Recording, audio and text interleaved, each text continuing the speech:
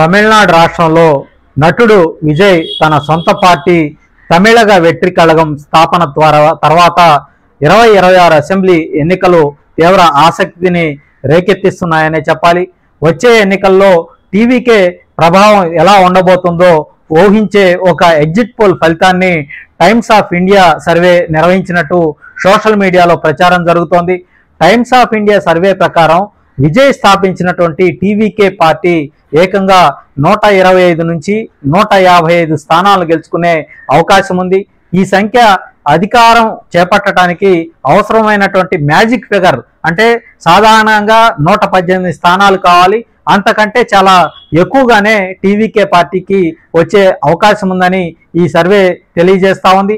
అధికార DMK party కేవలం 25 నుంచి 45 స్థానాలకు మాత్రమే పరిమితమయ్యే అవకాశం ఉందని టైమ్స్ ఆఫ్ ఇండియా సర్వేలో తేలినట్టు ప్రస్తుతం ప్రచారం జరుగుతోంది.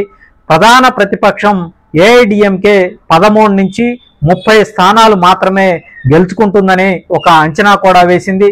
మిగిలిన పార్టీలు 2 నుంచి 5 స్థానాలను మాత్రమే దక్కించుకోగలవని కూడా ఈ సర్వే ప్రధానంగా సూచిస్తూ ఉంది.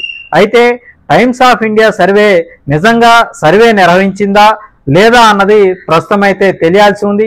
ఒకవేళ సర్వే నిర్వహించి అది విజయ్ సభ వల్ల 40 మందికి పైగా మరణించిన తర్వాత ఈ సర్వే చేశారా లేదంటే ఈ మరణించక ముందు చేశారా అన్నది ప్రస్తుతం తేలాల్సి ఉంది.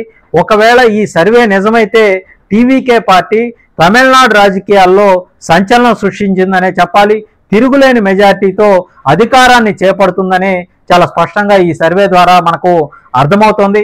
తమిళ రాజకీయాల్లో నటుల ప్రభావం మరోసారి ఎంత బలంగా ఉండబోతుందో ఈ అంచనా ఒక రకంగా చాటి చెబుతుందనే చెప్పాలి. ప్రస్తుతం అధికారంలో ఉన్న డిఎంకే అలాగే బలమైన ప్రతిపక్షం ఏఐడిఎంకేలు అత్యల్ప స్థానాలకు పరిమితం కావటం పక్కా అని ఈ సర్వే ద్వారా తేలిందనే చెప్పాలి. మరోవైపు చూస్తే విజయ్ సినిమాల్లో పెద్ద ఫ్యాన్ బేస్ కలిగి ఉన్నటువంటి వ్యక్తి. దీనివల్ల రాజకీయ వేదికల్లో పెద్ద ఎత్తున ప్రజలను ఆకర్షించగలుగుతా ఉన్నాడు. సామాజిక న్యాయం, విద్య, వైద్యంతో పాటుగా అనేక సంక్షేమ కార్యక్రమాల మీద దృష్టి సారించి తద్వారా తన యొక్క పార్టీ లక్ష్యాలు ప్రజల ముందు నుంచి విజయ్ ప్రజల్లోకి వెళుతున్నటువంటి పరిస్థితి ఉంది. రాష్ట్రంలో ఉన్న 234 అసెంబ్లీ స్థానాలకు పార్టీ తరపున అభ్యర్థులను బరిలోకి దింపేందుకు కూడా విజయ్ టీవీకే పార్టీ సిద్ధమవుతోంది. భారతీయ జనతా పార్టీతో ఎట్టి పరిస్థితుల్లో పొత్తు ఉండబోదని కూడా విజయ్ స్పష్టం చేశారు.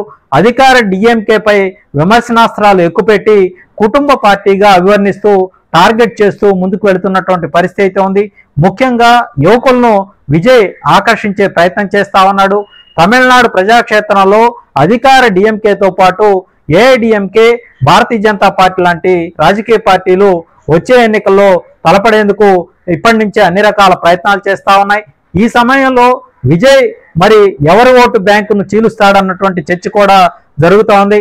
అధికార డిఎంకే వ్యతిరేక ఓట్ బ్యాంకును అలాగే విజయ్ కొంత చీల్చే అవకాశం ఉంది. అలాగే ఏఐడిఎంకే సాంప్రదాయ ఓటర్లో కొంత భాగాన్ని విజయ్ చీల్చే అవకాశం ఉందని రాజకీయ వర్గాలు అంచనా వేస్తా ఉన్నాయి.